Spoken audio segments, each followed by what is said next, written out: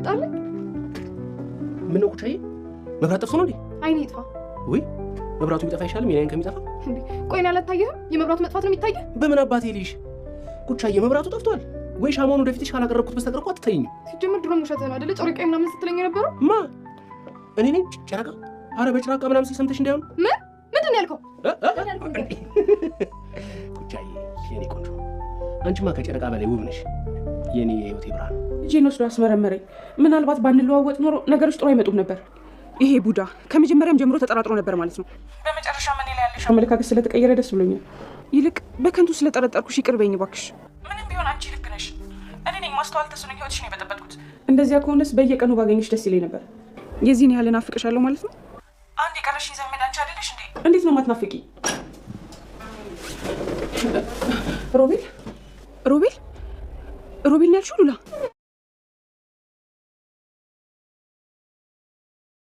ቤዛና ሉላ በስልክ አንድ ላይ እያወሩና አብረው እየሰሩ እንደሆነ ዶክተር ሮቤል አወቀ።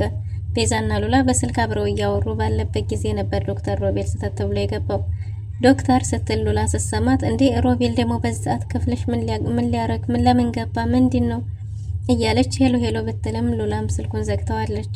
ዶክተር ሮቤልም ሰተት ብሎ መኝታ ቤቷ ድረስ ገብቷል። ምን ሊያረጋት ይሆን? ሰላም ሰላም፣ ውድና የተወደዳችሁ ውድ ቤተሰቦች እንደምን አላችሁ? በያላችሁበት የዓለም ዳርቻ ሰላማችሁ በዘት ተተረፍ ይበል እያልን ዛሬም በአዲስ መተናል። በቅንነት ላይክ፣ ሼር፣ ሰብስክራይብ ማድረጋችሁን አትርሱን። ቤዛ ተከታታይ ድራማ በባለፈው ክፍል እንደተመለከት ነው እንግዲህ ቤዛ ሉላን ሆና እዛ ቤት የወይዘሮ ዘርፌ የወንድም ልጅ ሆና ገብታ ነበር። እናም እንግዲህ ዶክተር ሮቤል ጋር ነበርና የመጀመሪያ ሚሽኗ ዶክተር ሮቤል ጋር ጥሩ የራት ግብዣ ነበራቸው። ከዛም ገብታ አክስቷን ቤት ውስጥ ስታገኛት ሰላም ተመልሰሻል ወይ? አንዳንድ ነገሮቿ ኮስተር ያሉ ስለነበሩ ወይዘሮ ዘርፌም ተጠራጥራ ነበር። እናም የት ነበርሽ እስከዚህ ሰዓት ድረስ ብትላትም በተደጋጋሚ ስልክ ስደውል እያነሳሽ አልነበረም ስትላት እንግዲህ በዶክተሩ ስልክ ብትደውይ ኖሮ ታገኘ ነበር ብላታለች። እናም ይሄን አልነበር የምትፈልጊው? አድርጊ ያልሽኝን እያረኩ ነው ያለሁት፣ ምንም የተለየ ነገር የለም ብላ ስትኮሳተርባት በሁኔታዋ ግራ መጋባትም እንዲሁም ደግሞ የመጠራጠር ስሜትም ነበራት ማለት ነው ወይዘሮ ዘርፌ።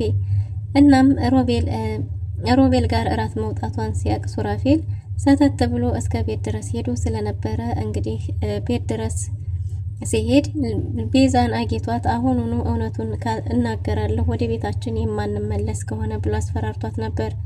እሷን በተቻለ መጠን እባክህ ብላ ለመለመን ብትሞክርም ሱራፌል ግን በጭራሽ እኔ ያላንቺ መተንፈስ ራሱ እየከበደኝ ነው፣ በዛ ላይ ሚስቴን ለጠላቴ አሳልፌ ሰጥቼ እንዴት ነው እሱን ማድረግ የምችለው እያለ ነበር። በሌላ በኩል ወይዘሮ ዘርፌ ከሉላ ጋር ወይም ከቤዛ ጋር ስታወራ ሰምታት ነበር። ዶክተሩን በፍጥነት ማግባት እንዳለባትና ከዛም መፍታት እንዳለባት ግማሽ ሀብቱን ተካፍላ መውጣት እንዳለባት ጭምር። ሱራፌል ይህን እየሰማ መቋቋም አቅቶት ነበር። እንደውም ካሁን ልውጣ ብሎ ነገሩን ሁሉ ሊያበለሻሸው ለትንሽ ነበር። እናም እንግዲህ ወይዘሮ ዘርፌ መንጃ ፈቃድ ማውጣት አለብኝና መሄድ ያለብኝ ብላ ስትወጣ ሱራፌል ከቤዛ ጋር ተነጋግረዋል። ሱራፌል በጭራሽ እንዲረዳሽና የኔን ሀሳብ ሸር ማድረግ ከፈለግሽ ሉላን ወደዚህ ቤት ትምጣና አንቺ የጀመርሽውን ስራ እሷ ተጨርሰው፣ ካልሆነ ግን ሁሉም ነገር ሊቀር ይችላል እንጂ እዚህ ቤት በጭራሽ ትቼሽ መሄድ አልችልም ብሏል ማለት ነው። እሺ አንተ ቅደም፣ እኔ ሉላ ትምጣና እሷን አውርቻት ነገሮችን አስተካክለን እንሄዳለን ብላን እሄዳለሁ ብለው ነበር። በጭራሽ ጥዬሽ አልሄድም ብሎ አሻፈረኝ ብሏል ማለት ነው። እናም እንግዲህ ሱራፌል ነገሩ ልክ ነበር። እነሱም ተጠራጥረው ዘርፌና ሮቤልም ተገናኝተው በጣም ተጠራጥረው ነበር። ሱራፌል ቤዛና ሉላ አለመሆናቸውን ለመለየት የራት ፕሮግራሙ ላይ አብራኝ የነበረችው ቤዛ መሆንና አለመሆኗን ለማረጋገጥ አንድ መፍትሄ አንድ መላ ዘግይቻለሁ እያለ ነበር። ምን ልታደርግ ነው ብትለውም እሱ ለሱ ቀላል እንደሆነ ተናግሯል። ሱራፌልና ቤዛ እየተጨቃጨቁ ባለበት ሰዓት ድንገት ወደዛ ቤት ጎራ ብሏል። ሱራፌልን እባክህ ሮቤል ነው መሰል ብለው ሱራፌል ከተደበቀ በኋላ ሮቤል ወደ ውስጥ ገብቶ ነበርና እንግዲህ ሱራፌል ሮቤል ወደ ቤት በገባ ጊዜ እንደመጣ ሱሬ እያለች ነበር ማለት ነው። ምን ሲላት ይቅርታ ምን ተደናግጠሽ ነው ምን ሆነሽ ነው ብትባልም ትንሽ ራሷን አሟት እንደነበረ ተናግራለች። ዶክተር ሮቤልም በዚህ እኮ ልይሽ ብዬ ነው፣ በዛ ላይ ደግሞ አንድ ቦታ ደርሰን እንምጣ፣ የሆነ ሰርፕራይዝ አዲስ ተወጇልሽ ሰርፕራይዝ አለኝ እያለ ነው። እሷም አይ አሁን አልችልም፣ አሁን ትንሽ ያሞኛል፣ ራሴን አሞኛል፣ መተኛ ፈልጌያለሁ ብለዋለች። እንደዛ ከሆነ በቃ ረፍት አድርጊ እኔ ልሄድ ብሎ ከቤት ወጥቶ ሄዶ ነበር። ሱራፌልም ካሁን ወጥቼ ልነቀው እያለ ነገሮችን ሊያበላሽ ለትንሽ ዶክተር ሮቤል ወጥቶ ሄዷል ማለት ነው። ዶክተሩ እጅግ በጣም ተጠራጥሯል። እሱ ብቻ ሳይሆን ወይዘሮ ዘርፌም ተጠራጥራለች ማለት ነው። ወይዘሮ ዘርፌ ሉላን ምንም ብትወዳትም እንደማታምናትና ግን ደግሞ ያሳደገቻት ልጅ ስለሆነች ብቻ እንደሆነ ያም ቢሆን ግን ብዙም በሷ ላይ እምነት እንደሌላት በዚህ ሰዓት ደግሞ እንኳንም እሷን አይደለም ቀርቶ ራሷን ነፍሷን እንኳን እንደማታምን ተናግራለች ማለት ነው። እና ሮቤል ጋር ወይዘሮ ዘርፌ መደራደር ጀምራለች። ሮቤልም ቤዛ ከሆነች የማረገውን እኔ አውቃለሁ እያለ እየፎከረ ነበር። እንግዲህ ቤዛ ወደ ቤት ከተመለሰች በኋላ ሉላን ማውራት አለብኝ ተባብለው ካፌ ላይ ተገናኝተው ነበር። ሉላ ጋር ሱራፌል እንግዲህ ግዴታ እሷን ማመን እንዳለበትና የቤዛን ተግባር እሷ መተግበር እንዳለባት እነሱ መጠራጠራቸው አይቀርም። ስለዚህ ነገሮች ከመበላሸታቸው በፊት አንቺ በታማኝነት ብታስተካከዩ ተብላ ስትጠይቅ እኔ ድሮውንም እኮ ራስ እየቆጨኝ ነበር፣ አሁን ደግሞ እኔን ስላመንሽኝና እኔን እንድጨርሰው ስለፈቀድሽልኝ አመሰግናለሁ እያለች ነበር። ሉላም እሺ ልመንሽ እያለቻት ነበር። እንድታምኚኝ እፈልጋለሁኝ ብላለች። እናም እንግዲህ ቤዛና ሉላ ተማምነዋል። ሱራፌልም መቼም ማምኘሽ ነው ይህን ሁሉ ነገር ላንቺ የተውኩት እያለ ነው። እሷም በሀሳባችሁ ተስማምቻለሁ፣ ሁሉንም ነገር እንደምትፈልጊው አደርጋለሁ፣ በእርግጥም ከዛ ሰውዬ ጋር መጋፈጥ ከባድ ነው እያለች ነው። እስከ ጋብቻ ድረስ አለ እያለቻት ነበር። ግን ደግሞ እንዲያምንሽና እያስመሰልሽ ቀጥይ፣ እኛ አላማችን ታርጌታችን ወይዘሮ ዘርፌ እንጂ እሱ አይደለም እያለች ነው። በሌላ በኩል እንግዲህ ሮቤልና ወይዘሮ ዘርፌ ወደ ቤት በሄዱ ጊዜ ቤት አልነበረችም። እንዴት ሄዳ ነው? አሁን እኮ እዚህ ነበረች፣ ስመጣ አሞኛል እያለች ነበር እኮ እያለ ነበር። አይ እንግዲህ ጥርጣሬያችን እውነት ይሆናል የሚል ስጋት ገብቷቸዋል። እናም እንግዲህ ስልክ ሲደውል ሮቤል ንፋስ ለመቀበል ወጣ እንዳለች ነግራው ነበር። ይሄ ማለት ከቤዛ ጋር ተነጋግረው መቼም እየሰሩ አይደለም አይደል እያለች ወይዘሮ ዘርፌ ጥርጣሬ ላይ ነበረች። እንደዛ አርጋ ከሆነ ግን እያለች እየፎከረች ነው። ሮቤልም ያለሽበትን ቦታ ቴክስት አድርጊልኝ ቢላትም እኔ ያለህበት ድረስ እመጣለሁ ብለው ነበር። ግን ደግሞ እኔ ያለሽበት ድረስ እመጣለሁ እንጂ አንቺ ያለሁበት መምጣት አይጠበቅብሽም ብሎ ሲገግም እሺ በቃ ብላ ያለችበትን ሎኬሽን ልካለታለች። ከዛም እንግዲህ ቤዛና ሱራፌል ወደ ቤት ሄደዋል ማለት ነው። ሳሚ ቤቱ የራሱን ቤት ለቆ ለእነ ሱራፌል እሱ ትንሽ ቤት እዛው የተለቀቀ አግኝቶ ተከራይቷል። ምክንያቱም ሱራፌል ከዚህ በፊት ወደ በአካውንቱ ያስተላለፈለትን ገንዘብ ሱራፌልን መልሶ ለሳሚ ስላስተላለፈው ያን ገንዘብ እንግዲህ እናንተ ቤት መከራየት የለባችሁም እስከሚለይለት ድረስ እዚህ ቤት መኖር አለባችሁ፣ እኔ ቤት እነሱ ቤት ተከራይተው ወጥተዋል ማለት ነው። ቤዛ ከዛ ቤት እየመጣች እንደሆነና አንዳንድ ነገሮች መልካቸውን እየያዙ እንደሆነ ለሳሚና ለሉሲ እነሱም የራሳቸው ጊዜ እንደሚኖራቸው ሲነግራት ሉሲ በትንሽ በትልቁ መበሳጨት ጀምራለች። ምክንያቱም የራሳቸው ጊዜ የሚሉት ነገር የላቸውም። የቤዛ ጉዳይ ከመጣበት ሰዓት ጀምሮ ሳሚ የቤዛን ጉዳይ እንጂ ለራሱ ምንም ጊዜ ኖሮት ስለማያውቅ በዛ መበሳጨት ጀምራለች። ሉሲ በምንም መንገድ አሳምኗት እንግዲህ አንዲት ቀለል ያለች ቤት እዛው አካባቢ የተለቀቀ እነሱ ተከራይተው የእነሱን ቤት ደግሞ ለእነሱ ሱራፌል ለቀዋል። እነሱ ሱራፌል ቤዛ እንዲሁም ደግሞ ቤተሰቡ ሰብሰብ ብሎ ደስ የሚል ጊዜ ነበራቸው። እንዲህ ስንሰባሰብ እኮ በጣም ነው የምናምረው እያሉ ነበር እና የተፈጠረውን ነገር ሁሉ እያወሩ አሁን ደግሞ ቤዛ ነገሩን ሉላ እንደምታስተካክለው እያወሩ ሳለ ደስ የሚል ፕሮግራም ነበራቸው። እናም እንዲህ ስንሰባሰብ እኮ በጣም ነው የምናምረው እያሉ እየተጫወቱ ነበር። ደግሞ በዚህም ላይ ሳሮን ብኖር ደግሞ የበለጠ ይደምቅ ነበር እያሉ ነበር። እና ሳሮን የት ሄዳ ነው ሲባልም ሳሮን እንግዲህ ከሉሲ እጮኛ ጋር ከማንሱ ከአስጨናቂ ጋር ስለነበረች እሱ በሷ እንደተማረከ እየተናገሩ ነበር። እናም ማነው እሱ ከማን ጋር ሲባል ከሉሲ ሰው ጋር ሲባል ደግሞ ማነው የኔ ሰው ማናረገው መቼም ለማንኛውም ከኔ ወርዶልኛል እያለች ነበር።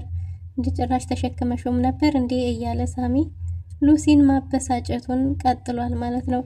ሽብሩም አሁን የሱ ስራ የሆነችው ሳሮን ጋር እንጂ የሉሲን ነገር እርግፍ አድርጎ ትቶታል። ቤተሰቡም ጋር ሽማግሌ ልኮ እርቅ ጠይቋል።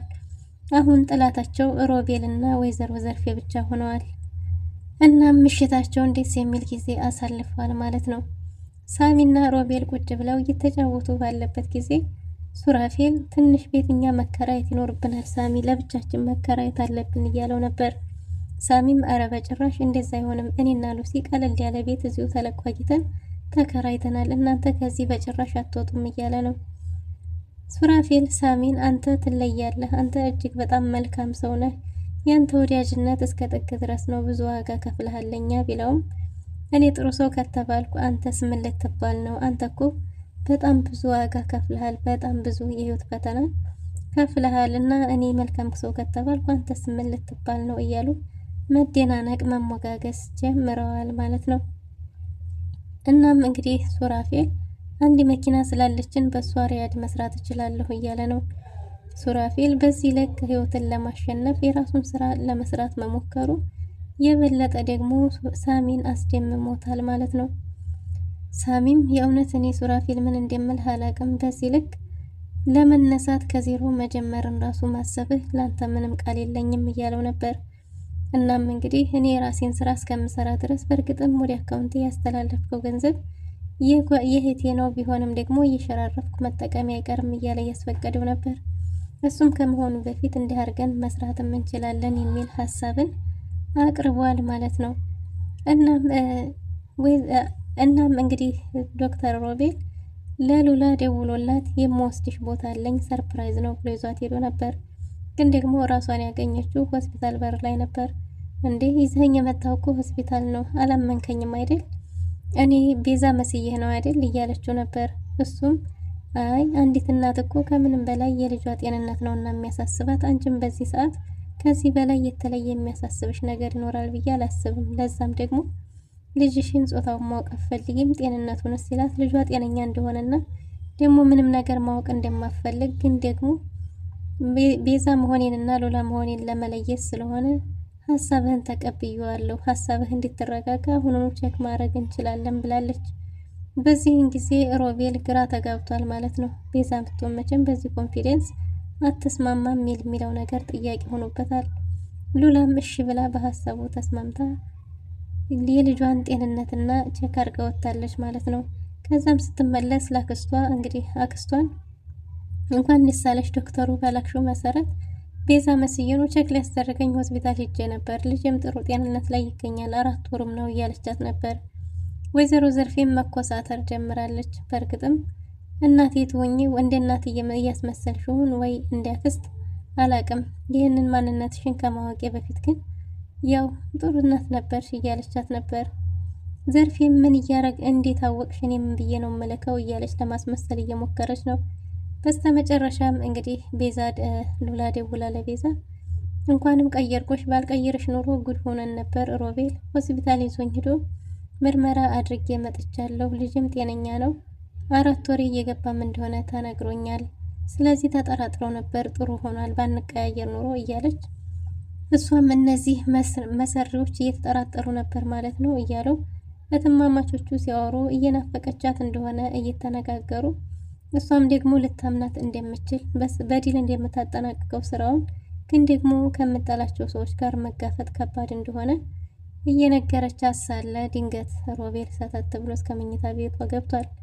እንዴ ሮቤል ስትል እንዴ በዚህ ሰዓት ሮቤል አንቺ ክፍል ምን ያደርጋል ሉላ እያለች ሄሎ ሄሎ ብትልም ሉላ ስልኩን ዘግተዋለች። ዶክተሩስ ያወራችውን ነገር ሰምቷት ይሆን? ከሰማስ ምን ሊፈጠር ይችላል? ሉላ ምን ይገጥማት ይሆን የሚለውን በቀጣይ ክፍል ይዘን የምንመጣ ይሆናል። ለዛሬ ነበረን ቆይታ ይህን ይመስል ነበር። መልካም ጊዜ